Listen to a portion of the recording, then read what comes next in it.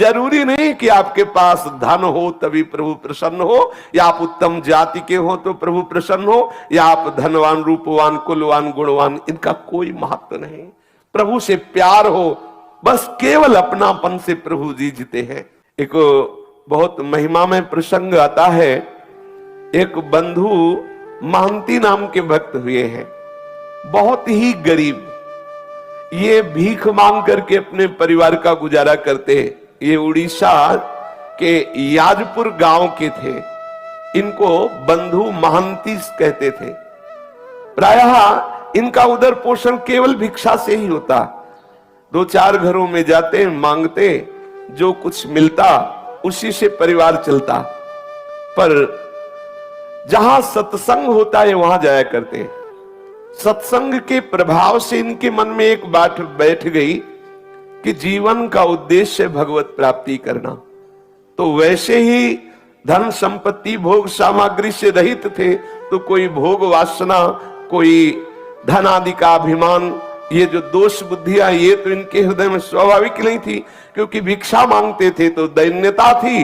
और सत्संग से बात बैठ गई कि जीवन का परम लाभ है भगवत प्राप्ति करना, तो ये उतना ही मांगते थे जितना उदर पोषण के लिए, परिवार के लिए आवश्यक था। ऐसा नहीं कि भिक्षा मांग रहे तो बहुत सारा मांग लिया और खूब बेच करके उससे भोग सामग्रियां ला रहे, नहीं, जितने से उदर पोषण होता उन 4-6 घरों में मांग लिया, मिला तो मिला, नहीं तो उपवास कर लिए, और एकांत में खूब नाम कीर्तन करते। प्रत्येक साधक को अपनी दिनचर्या में ऐसा समय रखना चाहिए, वो 1 घंटा, आधा घंटा, जिसमें नाम कीर्तन हो, अति आवश्यक है। नाम कीर्तन 24 घंटे में अपनी उपासना पद्धति में, दिनचर्या में जरूर रखना चाहिए। अगर 2-4 उपासक साथ हो तो और अच्छा, नहीं है तो अपने को एकांत में बैठकर स्वयं नाम कीर्तन करना चाहिए। कोई संगीत आता है तो ठीक है, नहीं आता तो अपने पास संगीत है, तालियां तालियां बजा बजा करके नाम के, बहुत जल्दी प्रभु प्रसन्न होते हैं नाम कीर्तन से, तालियां बजा। ये बहुत सुंदर सिद्धांत है कीर्तन का। कीर्तन से भगवत कृपा बहुत जल्दी हृदय में स्फुरित होती है, जरूर करना चाहिए कीर्तन। वो अकिंचन बंधु महंती जी, अगर भिक्षा में कुछ मिला तो भगवत अर्पित करके पा लिया, और एकांत भिक्षावृत्ति से जीते, एकांत में बैठ करके नाम कीर्तन करते, नाम जप करते। अटल विश्वास होने लगा प्रभु में, नाम कीर्तन के प्रभाव से प्रगाढ़ हृदय में विश्वास प्रकट होने लगा। अब अपनी स्त्री को भी कहा कि देखो, मेरे हृदय में बात आती कि तुम यदि हमारी पत्नी हो, अर्धांगिनी हो, तो हमारी वास्तविक अर्धांगिनी बनो। हमारे हृदय में बात बैठ गई है कि भगवत प्राप्ति ही जीवन का परम लाभ है, तो तुम जैसा हम भजन करते हैं वैसा ही करो, तो तुम हमारी सच्ची अर्धांगिनी होगी। वो पतिव्रता थी, पति की आज्ञा के अनुसार उनके साथ कीर्तन में बैठने लगी। वैसे ही नाम, और ऐसा ही सबको करना चाहिए। अपने परिवार में अपने संबंधियों को भगवान नाम कीर्तन, भगवान नाम जप, भगवत सेवा के लिए प्रेरित करना चाहिए। भले वो हमारी अवहेलना करे, भले वो हमारा उपहास करे, अगर वो हमारी प्रार्थना से 5 मिनट भी भजन करने लगेंगे तो मंगल होने लगेगा। अगर वो 1 माला भी करने लगे तो हम बाजी जीत गए। हमारे परिवार के बच्चे, रिश्तेदार, नातेदार, मित्र, माता पिता, जो भी संबंधी है, अपने संबंध भाव से दुलार करते हुए उनसे प्रार्थना करें, 1 माला ही जप लो, थोड़ी देर 5 मिनट ही कीर्तन कर लो, थोड़ी देर बैठ करके भगवत चर्चा सुन लो, जिससे हमारा मनुष्य जन्म लेना सार्थक हो जाए। वही संबंधी है जो अपने संबंधी को भगवत प्राप्ति के मार्ग में लगाए। ये बंधु महंती ने अपनी पत्नी को प्यार से शिक्षा दी, जीवन का परम लाभ है भगवत प्राप्ति, उसको भी भजन में लगा लिया। अब इनके हृदय में दृढ़ विश्वास हो गया कि मुझे भगवान मिलेंगे। ये है कीर्तन और नाम जप और वैराग्य। अब उनके तो वैराग्य स्वाभाविकता, भिक्षावृत्ति से जीते बंधु महंती, अब पत्नी भी नाम कीर्तन और भजन। अब इनके हृदय में दृढ़ लालसा हो गई कि मुझे प्रभु मिलेंगे। ये बहुत बड़ी बात है, हृदय में दृढ़ता जाना, निश्चित अब मैं श्री जी के पास जाऊंगा। निश्चित मुझे श्री जी की सेवा मिले, ये निश्चित हो जाना हृदय में, बिल्कुल कोई संशय नहीं। तो पक्का समझो निश्चित प्रियालाल के समीप जाएगा, क्योंकि उसकी जो निश्चितता, जो विश्वास, जो दृढ़ता आई वो उन्हीं की तरफ से आई, उन्होंने स्वीकार कर लिया है। इनके हृदय में विकलता होने लगी, मुझे प्रभु मिलेंगे। अब वो विचार करने लगे कि मुझे ऐसे भगवत भक्तों का कृपा प्रसाद मिले जो प्रभु के अनुराग में डूबे हुए हैं, कैसे प्राप्त हो, कहां जाऊं। जब भगवत मिलन की लालसा होती है तो भक्त को एक हृदय में पिपासा जागृत होती है। जहां जहां पिय की बात सुने खोजत तिन गैनन, कहां प्रीतम की बात सुनने को मिलेगी। कोई प्रीतम का प्रेमी मिले जो मेरे प्रीतम के रूप को सुनावे, प्रीतम के गुणों को सुनावे, प्रीतम की आसक्ति की बातें सुनावे, मुझे वो प्रीतम का मार्ग बता दे जिससे मेरे प्रीतम मेरे नेत्र गोचर हो जाए। नाम कीर्तन करते हुए, नाम जप करते हुए, वैराग्य पूर्वक रहते हुए सत्संग का सेवन करने से हृदय में दृढ़ता आ गई कि मुझे प्रभु मिलेंगे। फिर कब मिलेंगे, विरह व्याकुलता प्रकट हुई। ऐसा लगने लगा कि अब मैं उनके बिना जी नहीं सकता, एक पल भर के लिए अब चैन नहीं है, बिना ठाकुर के मिले अब हृदय शीतल नहीं हो सकता। अब मुझे प्रभु का साक्षात्कार चाहिए। न माता पिता भाई बंधु कुछ अच्छा नहीं लग रहा, ऐसा लगता है सब त्रास देने वाले हैं। ना घर अच्छा लग रहा है, ना कोई मित्र अच्छा लग रहा है, ना कोई संबंधी अच्छा लग रहा है। जैसे चाक घूमती रहती है ऐसे बस चित्त नंद नंदन के सी चरणों से लेकर मुखारविंद तक, मुखारविंद से लेकर सी चरणों तक चाक की तरह घूम रहा है। बस हृदय में एक ही लालसा होती है, कब वो मिलेंगे, कब मुझे हृदय से लगाएंगे, कब हंस कर कहेंगे तू मेरा है। बस इस विकलता से उस उपासक का हृदय तड़पने लगता है जो नाम जप, नाम कीर्तन, सत्संग और राग रहित होकर के समस्त संबंधों का फल है कि हमें प्रभु भक्ति में सहयोग मिले। यदि हमारी प्रभु भक्ति में सहयोग नहीं मिला तो तजिए ताहि कोटि बैरी समझद्य परम स्नेही, वो कितना भी स्नेही संबंध हो, परम स्नेही संबंध हो, हमें उसे करोड़ों दुश्मनों के समान त्याग देना चाहिए। ये जीवन केवल केवल भगवत प्राप्ति के लिए है। लोग हंसते हैं, श्याम स्नेही आई, अर्थात ये भक्त, देखो ये भगत है, ये भगवान के, लोग हंसी उड़ाते हैं, लोग त्रास देते हैं, मैं सब कुछ सहूंगी, लेकिन हे नंद नंदन, हे कृष्ण, हे करुणा सिंधु, आप हमारे सामने आ जाओ, आप मंद मंद मुस्कुराते हुए तू मेरी है ऐसा कहो, मुझे हृदय से लगा लो। ऐसी विकलता प्रकट होने लगती है। वो बंधु महंती के हृदय में ऐसी ही व्याकुलता प्रकट हो गई। अब उसके हृदय में ये दावानल चैन नहीं लेने दे रहा है। जैसे किसी कंगाल के हृदय में बहुत बड़ी संपत्ति की चाह हो जा, उपाय कोई दिखाई न दे, ऐसे ही इसके हृदय में भगवत प्राप्ति की चाह और कोई ऐसा उपाय नहीं मिल रहा कि जिससे मुझे प्रभु मिल जाए। व्याकुलता, कोई ऐसा प्रेमी भागवत मिल जाए, कोई ऐसा राह बता दे, कोई ऐसी बात बता दे जिससे मेरे प्रभु रीझ जाए और मेरे नेत्र गोचर हो जाए। जिसके श्याम धनी है उसके बराबर धनी कौन हो सकता है, क्योंकि प्रतिपल वो श्याम धन का चिंतन करता रहता है। हालत ये है कि शरीर में जो कपड़ा है सैकड़ों गांठ लगी हुई है, फटा हुआ कपड़ा जो गांठों से जुड़ा हुआ है और शरीर दिखाई दे रहा है। ऐसा तो वो वस्त्र धारण किए, क्योंकि भिक्षावृत्ति से जीते हैं। घर में रज के पात्र है, एक टूटी सी झोपड़ी है और पत्नी, और कई कई दिन भिक्षा में अन्न भी नहीं मिलता, भूखे रह करके समय व्यतीत करना होता है, पर ये बड़े आनंद पूर्वक है। जिससे श्री देवर्षि नारद जी ने कहा कि जरूरी नहीं कि आपके पास धन हो तभी आप दान पुण्य करके भगवत सेवा करके भगवत प्राप्ति कर सकते हैं। देखो हालत है, बिल्कुल धन नहीं है, खाने के लिए भी नहीं है। अब उनके हृदय में ये भी कोई बल नहीं कि कोई उनको सहयोग कर सकता है, कोई उन्हें कर्जा दे सकता है, क्योंकि पता है मूल में कुछ है नहीं। तो जिसको पता होता है कि वो वापस नहीं कर सकता, वो कर्जा भी नहीं देता। उन्होंने अपनी पत्नी से कहा कि भाई मेरा जगत में कोई आत्मीय नहीं है, कोई स्वजन नहीं कि सहयोग करे, कई दिनों से भोजन भी नहीं मिला, पर एक मेरे मित्र हैं जो बहुत धनी हैं, अगर तुम साथ दो और अपने मित्र के यहां हम तुम्हें ले चले तो वहां भूखे नहीं रहना पड़ेगा।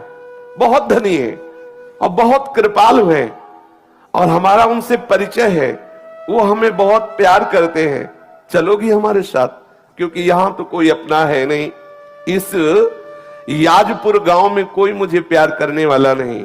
मेरा एक मित्र है जो बहुत धनी है, मुझे बहुत प्यार करता है, वहां तुम्हें भूखे नहीं रहना पड़ेगा, कोई परेशानी रहेगी, पर 5 दिन का रास्ता है। हम लोग यदि धैर्य पूर्वक चले तो हमारे मित्र की कृपा प्राप्त होगी, सारी भूख सदा सदा के लिए मिट जाएगी। और उसका नाम बहुत मीठा है। यदि हमारा नाम है बंधु महांती तो उसका नाम है दीन बंधु। बहुत कृपालु है, बहुत दयालु है, हमें चलना चाहिए। पत्नी से कहा मुझे इस गांव में नहीं रहना। अब सती स्त्री, पति के अधीन चलने वाली, कई दिनों से भोजन नहीं मिला। उसने कहा 5 दिनों का रास्ता है, कैसे चल पाएंगे, क्योंकि पेट में तो भोजन नहीं है, लेकिन आपकी आज्ञा है, हम जरूर चलने का प्रयास करते हैं। जो समस्त दरिद्रता और दुखों का हरण करने वाले हैं, उन प्रभु के दर्शन के लिए बंधु महांती के हृदय में वेदना हुई और वो अपने नगर से चल पड़े। एक छोटी लड़की भी थी, एक बच्चा, दोनों को कांधे पे बैठाला, पत्नी को साथ लिया और जब बहुत विकलता होती क्षुधा की तो पानी पिला देते या कोमल कोमल पत्ते लाते, अपने बच्चों को, पत्नी को देते, इनको खा लो, भगवान कृपा करेंगे, हमारे भी दिन बदलेंगे, धैर्य पूर्वक हमारे मित्र के पास चलो। देखो जो भक्त होते हैं उनको हर परिस्थिति में अपने प्रीतम ही याद आते, जैसे सुदामा जी ने अपनी पत्नी से कहा था, है हमारे एक मित्र द्वारिकाधीश हैं, बहुत बड़े हैं, आप चिंता मत करो। गए तो देवराज इंद्र से भी बढ़कर के संपत्तिवान बना दिया, सुदामापुरी की रचना कर दी। भक्त का जो कुछ भी, जैसी भी परिस्थिति, वो सब प्रभु होते हैं, केवल प्रभु की स्मृति रहती है। आप देखो कई दिनों से भोजन नहीं मिला, 5 दिन की यात्रा है, पत्नी और बच्चे भूख के कारण चल नहीं पा रहे हैं, तो कोमल कोमल पत्ते लाते वृक्षों के और कहते खा लो, पानी देते, इसी से काम चला लो। चलते हैं, हमारे मित्र बहुत हमें प्यार करते हैं, वो दुलार करेंगे।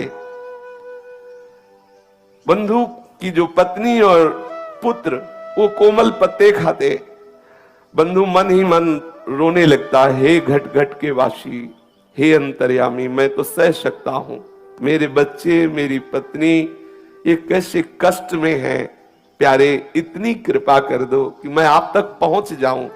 ऐसा ना हो कि मैं यात्रा ही ना पूरी कर पाऊं, अंदर से वो विकल हो जाता है, बस मुझे प्राण निकल जाए, बस आपके दर्शन करते ही तो कोई परवाह नहीं, लेकिन आप तक पहुंच जाऊं इतनी सामर्थ्य देना, बच्चों में और पत्नी में और मेरे में भी। दर्शन करने की एक लालसा मुझे जीवित रख रही है। मैं मृत्यु के भय से भयभीत नहीं हूं, लेकिन तुम्हें बिना देखे मृत्यु आ जाए तो मुझे अच्छा नहीं लगेगा। एक बार तुम्हें देख लूं, फिर भूख से भी प्राण निकल जाए तो कोई बात नहीं है। अन्न ना मिलने के कारण मैं नहीं रो रहा हूं, मैं इसलिए रो रहा हूं कि मैं आप तक पहुंच जाऊं। हे विश्वंभर, जल थल स्थल कोई ऐसा नहीं जहां तुम ना हो, मेरे को सामर्थ्य देना। बिल्कुल धन नहीं, देखो खाने को भी नहीं है, लेकिन हृदय में प्रभु के ही मिलन की चाह है। विश्वंभर, तुम्हें पाकर के ही हम धनवान हैं, तुम्हें अपना मान करके ही हम आनंदित हैं। भले हमारे प्राण भूख से विकल होकर निकल जाएं, मुझे इसकी परवाह नहीं, एक बार मुझे मिल जाओ, इतनी सामर्थ्य दे दो कि मैं एक बार तुम्हारे दरबार तक पहुंच जाऊं। ये यद्यपि मैं ये कहने का अधिकारी नहीं हूं, क्योंकि भांति भांति के जन्म जन्मांतरों में पाप किए हो, पर स्वामी तुम मेरे हो ना, तुम मेरी त्रुटियों को क्षमा करके, मेरे अपराधों को क्षमा करके, हे विश्वंभर मुझ में इतनी सामर्थ्य दो, मैं आप तक पहुंच जाऊं। मेरे नाथ, आज मनमोहिनी छवि देखने के लिए मेरा मन व्याकुल हो रहा है। मैं कैसे शीघ्र से शीघ्र तुम्हारे श्री चरण कमलों का दर्शन पाऊं। मैं समझूंगा कि ये जो मुझे परिस्थिति आई है, इस परिस्थिति की कृपा से मिलन की चाह हुई है। मैं इसे ऐसा नहीं मानूंगा कि आपका हो करके ऐसी दशा को प्राप्त हो। मैं समझ रहा हूं ऐसी दशा को प्राप्त हो तभी मैं आपका हुआ हूं, इसलिए ये भी मैं कृपा मानूंगा। हे सुर मुनि वंदित चरणारविंद वाले प्रभु, मुझे एक बार ऐसी सामर्थ्य दो कि मैं आप तक पहुंच जाऊं। वो स्त्री बच्चों को साथ लेकर के, फटे पुराने कपड़े हैं और मिट्टी का पात्र हाथ में है, बच्चों को लिए हुए आगे बढ़ रहा है। परिवार सहित लड़खड़ाते हुए 5 दिनों की यात्रा करके श्री पुरुषोत्तम क्षेत्र भगवान जगन्नाथ जी के धाम में पहुंचा और श्री मंदिर के दूर से दर्शन करके ही भूमि पर गिर पड़ा। मेरे मित्र आ गए, मेरे प्रभु आ गए। और प्रभु का स्वभाव जो जैसे प्यार करता है उसको वैसा ही अनुभव कराते। दूर से ही जगन्नाथ जी के दर्शन करके साष्टांग लेट गया, वहां भूमि में लौट रहा। ओ कृपालु प्रभु के दर्शन हो गए। अपनी पत्नी से कहा, देखो देखो ये मेरे यार हैं, जिनके लिए मैं कह रहा था ना कि मेरे मित्र, ये हमारे मित्र हैं, ये हमारे प्रीतम हैं, ये हमारे दीन बंधु स्वामी हैं। अब पत्नी के हृदय में उतना अनुराग तो नहीं है, पर इस बात से सुख मिला कि अब यहां भरपेट भोजन भी मिलेगा, भक्तों का संग भी मिले, और इसको कि मेरे प्रभु ने कृपा की, मुझे सामर्थ्य दी कि यहां तक आ गया। अब मैं अपने यहां प्राण छोड़ूंगा, अब मुझे यहां आनंद मिलेगा, क्योंकि प्रभु के चरणों में प्राण छूटे इससे बढ़कर क्या लाभ। प्रभु का धाम है, सामने प्रभु है, फिर तो प्राण भी छूट जाए, कोई परवाह नहीं। अब वो देखते देखते ही थोड़ी देर दर्शन हुए, सिंह द्वार के सामने आकर आनंद आवेश में मगन है। कौन पूछता है उसको? पत्नी पुत्र फटे पुराने कपड़े एक कोने में खड़े ठाकुर जी को देख रहा है। सिंह द्वार पर बड़ी भीड़ है, बच्चे भूख से व्याकुल है, पत्नी भूख से व्याकुल है। वो भगवान के दर्शन करके खड़ा है। थोड़ी देर में देखा पट बंद हो गए, कोई पूछ ही नहीं रहा, कौन पूछे। उसने अपनी पत्नी से कहा, धैर्य रखना, मेरे मित्र बहुत लोग आए हुए हैं ना, उनसे मिल रहे हैं। पत्नी से कहा, आओ पीछे चलते हैं। मंदिर के दक्षिण की ओर जहां से जगन्नाथ जी के प्रसादी का धोवन, जैसे पात्र आदि धोए गए तो वो फेन आदि निकलता है पीछे से, उस नाले के पास गए, उसे पेज नाला कहते हैं। वहां जाके बैठे और कहा कि देखो चिंता मत करो, स्वामी के घर आ गए हो ना, अब चिंता की बात नहीं है, और बहुत करुणामय है। देखो ऐसा करते हैं ना, बहुत भूख लगी है ना, इसमें जगन्नाथ जी के पात्र धोए जाते हैं, प्रसादी पात्र धोए जाते हैं, ये पानी वहीं से आता है, अपने लोग पीते हैं और आनंद से बैठकर यहाँ कीर्तन करते हैं। कितना धैर्यवान भक्त है। अब उसी जो ठाकुर जी की प्रसादी जल वहां से निकलता है, पात्रों का प्रक्षालन का, उसी का फेन आदि लेकर ऐसे बच्चों को पवाता है, पत्नी को पवाता है और स्वयं लेता है। बोला देखो कल सुबह जब मंदिर खुलेगा ना, तब प्रभु के दर्शन होंगे, कुछ ना कुछ प्रसाद मिलेगा, धैर्य पूर्वक। और वो प्रसादी जल पीता है। देखो हम लोग कितने भाग्यशाली हैं कि प्रभु का प्रसादी जल पीने को मिल रहा है, धैर्य बनाता है और आनंद मगन हो जाता है, पेट भर करके वही जल पीता है। अब कौन उसे देखे, वो पीछे एकदम एकांत नाले के पास बैठा, वो आनंद मगन होकर के प्रभु का चिंतन कर रहा है। पतिव्रता के मन में बात आ रही है कि ठीक है, इनके मित्र कैसे हैं वो तो मुझे पूरा परिचय नहीं, लेकिन मुझे मित्र कैसा मिला ये मुझे परिचय है। मुझे कैसा पति मिला, कैसा अनुरागी पति मिला, कैसा धैर्यवान मिला। देखो ये है प्रीता। और उन्होंने कहा कि आप बिल्कुल धैर्यपूर्वक रहिए, मुझे बिल्कुल कोई कष्ट नहीं है, आप जिसमें राजी है मैं उसी में राजी हूं। वो हड़िया से भर भर कर वही जल निकालता है, बच्चों को पिलाया, अपना पिया, खूब पेट भर करके, और कहा तुम सो जाओ, यहीं सो जाओ, सुबह जब पट खुलेंगे ना तब दर्शन करेंगे और तब कुछ न कुछ प्रसाद मिलेगा ही। अब इतना भाव ठाकुर जी देख रहे हैं, एक एक क्षण की बात। गुरुदेव भगवान कहते तुम चिंता मत करो, तुम्हारे एक एक सेकंड की बात ठाकुर देख रहे हैं, एक एक सेकंड का हिसाब अनंत गुना बढ़ा कर देंगे।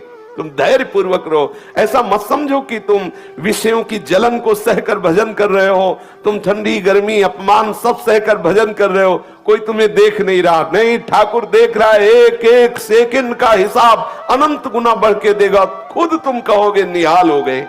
देखना, थोड़ा धैर्यवान रहिए।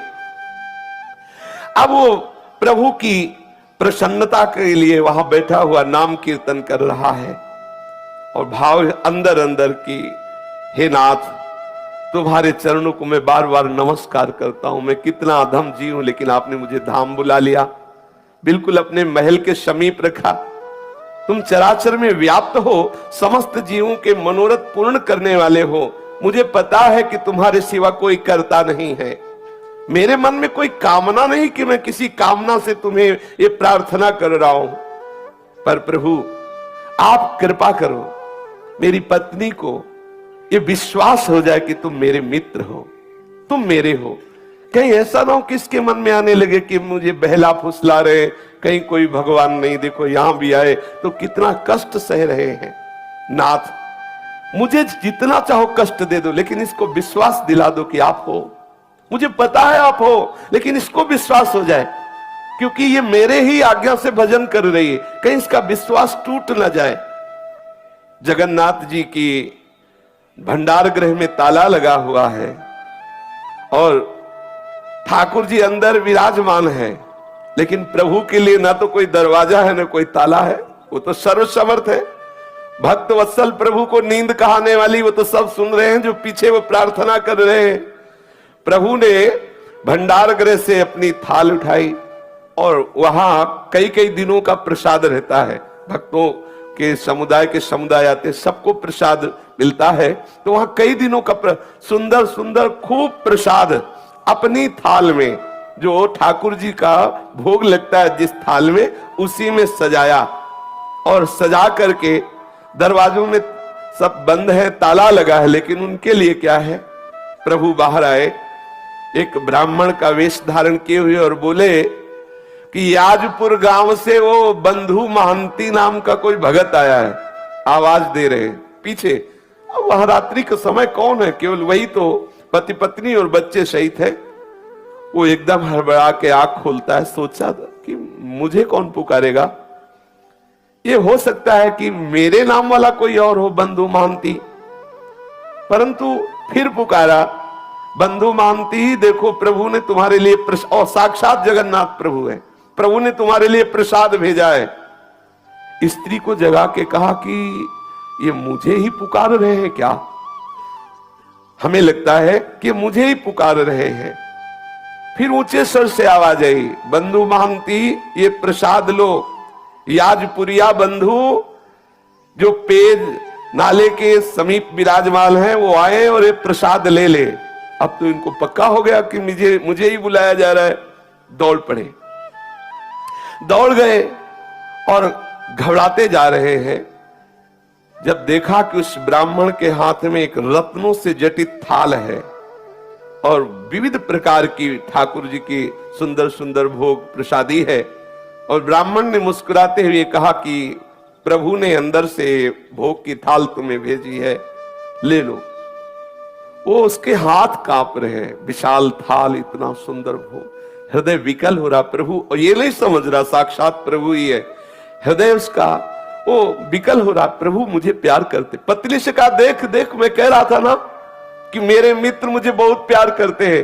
देखो बहुत भीड़ थी ना, सब लोग चले गए, अब उनको फुर्सत मिली तो देखो भेजा ना, मैं उनकी नजर में हूं ना, देखो। और आनंद मगन हो रहा है, बच्चों को जगाया और ब्राह्मण ने कहा, देखो तुम आराम से प्रसाद पाओ, थाल को यहीं रख देना, थाल हम समय से ले जाएंगे, तुम चिंता मत करो। अब ब्राह्मण वेशधारी भगवान ऐसा कह करके भोग की थाल दी और चले गए। और वो तो जड़ता भाव को प्राप्त हो, काफी देर तो समाधि भाव में डूबा रहा प्रभु की कृपा में। इतने कृपालु प्रभु, पता नहीं कितनी देर तक उसकी आंतरिक ऐसी दशा रही। फिर पत्नी ने उसे बार बार स्वस्थ किया, हिला हिला के उससे बार बार स्पर्श करके जगाया, तो फिर स्वस्थ हुआ। फिर सबने बैठकर भरपेट, आज कई दिनों बाद भोजन मिला। कई दिनों बाद ऐसा प्रसाद, और स्वयं ठाकुर जी लाए तो अमृतमय प्रसाद। अब उसने विचार किया कि इस थाल को कहां पहुंचाऊं, क्योंकि ये प्रभु की थाल है। फटे पुराने चिथड़े में लपेट करके उस थाल को रख लिया कि जब सुबह होगा तब देखूंगा, और अपने सिरहाने रख लिया, खूब आराम से सोया। अब अच्छे ऐसे ऐसे मंगल में स्वप्न आ रहे हैं उसको, ठाकुर जी की ताल, ठाकुर जी का प्रसाद, बड़ा आनंद। वहां कोई तमोगुणी निद्रा थोड़ी उसके हृदय में है। अब भगवान का वो रत्न थाल सिर पर रखे हुए ये तो सो रहा है, और उधर ठाकुर जी के जब सेवा के लिए पट खोले गए और भंडार खोला गया तो देखा गया कि भंडार की सब सामग्री अस्त व्यस्त, ताला खुला हुआ, थाल गायब, काफी प्रसाद इधर उधर। उन्होंने विचार किया कि बहुमूल्य रत्नों का थाल कहां चला गया, और ये सब कौन अंदर भंडारे में घुसा। अब ठाकुर जी है, जो मनाया जहां से आया था तो अपने आप दिखाई दे रहा था, और सब इधर उधर फैला भी दिया, ठाकुर जी है। अब आपस में सब सेवक जन इकट्ठे हुए और एक दूसरे से पूछा कि हाँ आप आए थे, आप आए थे। उनका ऐसे क्यों आएंगे, हमारे लोगों की सेवा है तो हम कोई ऐसा थोड़ी कि कुछ चुरा के ले जाएंगे, वो तो अपने लोगों में कोई नहीं, कोई बाहरी ने चुराया। अब वहां सब शोर मच गया, ठाकुर जी के भंडार का ताला टूट गया, कोई चोर थाल चुरा ले गया और प्रसाद भी चुरा ले गया। अब कुछ लोग ढूंढने के लिए निकले तो पेज नाले के समीप देखा तो थाल को कपड़े से ऐसे, फटा कपड़ा था तो दूर से चमक रही थी थाल। अरे लोग आए, बोले देखो देखो ये चोर है, ये माल भी छलाते पिटाई भी करवाते हैं। बोले देखो ये चोर है, ये स्त्री और बच्चों के सहित पकड़ो पकड़ो।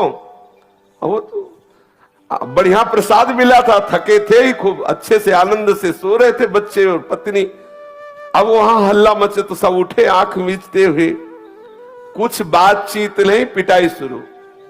कोई थप्पड़ मार रहा है, कोई ऐसे लीला करते हैं, ये गाली दे रहा है, कोई थप्पड़ दे रहा है। अरे चोर कहीं का, जगन्नाथ धाम में आकर के भी तू चोरी करता है, तुझे शर्म नहीं आई। और ऐसे ऐसे स्त्री रोने लगी कि अच्छे तुम्हारे मित्र है, हाँ कह रहे थे बड़े कृपालु है, बड़े रात्रि में तो माल छलाते हो, सुबह पिटाई करवाते हैं, कैसे तुम्हारे मित्र है। अब वो जैसे ही थप्पड़ पड़ता है, जय जगन्नाथ, जय गोविंद, जय गोविंद। ये ठाकुर जी ये भी देखते हैं ना, माधवदास बाबा की भी पिटाई करवाई, ये ऐसे तैयार रहे ना। अगर फूल माला पढ़ के जय हो तो कभी ऐसा भी अवसर आ सकता है कि पिटाई का भी स्वाद, तो तैयार है ना। ठाकुर जी के पार्षदों को ये दोनों चीजें इसीलिए मिलती हैं कि उन दोनों से परे स्थिति को प्रदान करते हैं। देखते हैं अब क्या है, अब कितनी स्थिति है, कितना धैर्य है, कैसे विचार हैं। ऐसा कभी संयोग मिले तो प्रभु कृपा प्रसाद मानकर सह जाना। आप देखना आपकी हृदय की भूमिका कैसी बढ़ती है, आप कैसी भक्ति की उत्तम भूमिका में पहुंचते हैं। कभी ऐसा मत सोचना कि ठाकुर जी ऐसा क्यों कर रहे, सच्ची मानिए। अब उसको तो जब पीटा जा रहा है तो बड़े आनंद में प्रेम सागर में मगन होकर के बोल, जय जगन्नाथ, जय गोविंद, जय गोविंद। मानो गीता जी का सूत्र उसके जीवन में प्रकाशित हो रहा है, यस्मिन स्थितो न दुखेन गुरुणापि विचाल्यते। कैसी भी भयंकर दुख की स्थिति हो, भक्त कभी विचलित नहीं होता। कोतवाल ने पूछा कैसे तुम्हें थाल मिली, तो उसने कहा विचार कीजिए, मुझे तो पता भी नहीं कि थाल कहां रहती है, मुझे पता भी नहीं कि भोग कहां रहता है। मैं तो याजपुर गांव का हूं, वहां से यहां दर्शन करने आया था। कोई रात्रि में एक ब्राह्मण आया था, उसने मुझे थाल दिया, प्रसाद दिया। वो पुजारी ब्राह्मणों को दिखाते, इनमें से कोई ना, इनमें से कोई नहीं था वो। और अरे बोले तुम झूठ बोलते हो। तब वहां जो बड़े बड़े अधिकारी जन भी, उनका बात तो उसकी समझो, वो कैसे घुस जाएगा। अगर वो घुसा होता वहां जहां भंडार है तो प्रधान गेट का भी ताला तोड़ा गया होता। प्रधान गेट में तो वैसे ही ताला लगा हुआ है। तो ये थाल और ये प्रसाद, अब जो बाहरी लोग आते हैं, अरे देखो इस नीच को, वैसे ही कैसा दरिद्र है, और जगन्नाथ जी की चोरी की, अरे तो बहुत ऐसे वो अंदर अंदर प्रसन्न होता कि अरे प्रभु, अरे लीलाधारी, तुम्हारी बड़ी विचित्र लीला है। बंधु ने जब देखा कि बहुत बात बिगड़ रही, पत्नी बहुत क्लेशित हुई, तब कहा देखो प्रभु, मैं वैसे तो अपराधी हूं, वैसे तो मुझे दंड मिलना ही चाहिए, क्योंकि बहुत जन्मों से अपराध किए, पर नाथ आप ये देख लो कि आपकी कृपा पर कहीं मेरी पत्नी को अविश्वास ना हो जाए। ऐसी कोई परिस्थिति न डाल देना जिससे उसको अविश्वास हो जाए। कृपा सिंधु, आपको जो चाहे सो करो, मुझे पता है आपकी हर एक चाल पता है। जमूरे को पता होता है बाजीगर अब कौन सा खेल खेलेगा, उसको नहीं कोई भ्रमित कर सकता, क्योंकि वो जानता है प्रभु के चिंतन के प्रभाव से प्रभु की हर बात उसके हृदय में स्फुरित होने लगती है। जो प्रभु का जन होता है, भक्त होता है, जैसे नरसिंह भगवान के क्रोधावेश से बड़े बड़े ईश्वर कोटि के महापुरुष भी डर रहे हैं, लेकिन प्रहलाद जी को कोई भय नहीं है। वो तो दौड़ते हुए प्रभु की गोद, क्यों जान रहे मेरे प्रीतम प्रभु है।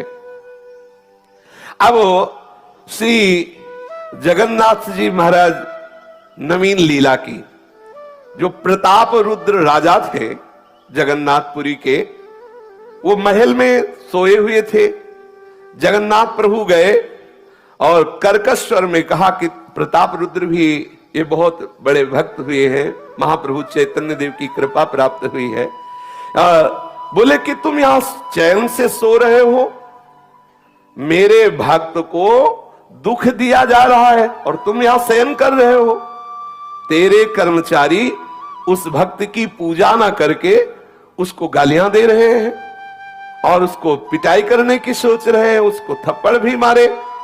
जानते हो मैंने स्वयं थाल दिया है, मैंने स्वयं प्रसाद दिया है, और वो मेरा बहुत प्रेमी है, मेरा परम भक्त है। देखो जल्दी से जल्दी जाओ और क्षमा मांगो जाकर के, क्योंकि तुम राजा हो, तुम्हारे राज्य में यदि ऐसे भक्त का अपमान होता है तो तुम्हें हम दंड देंगे। क्योंकि अब बड़े लीला बिहारी, एक तरफ तो पिटवाई करा रहे हैं और एक तरफ राजा से चरण पूजवाए, यही इनकी लीला है। यही बड़ी विचित्र लीला, कैसे वो कहां परिचय बना के कौन सी लीला करते हैं, ये किसी की समझ में आने वाली नहीं।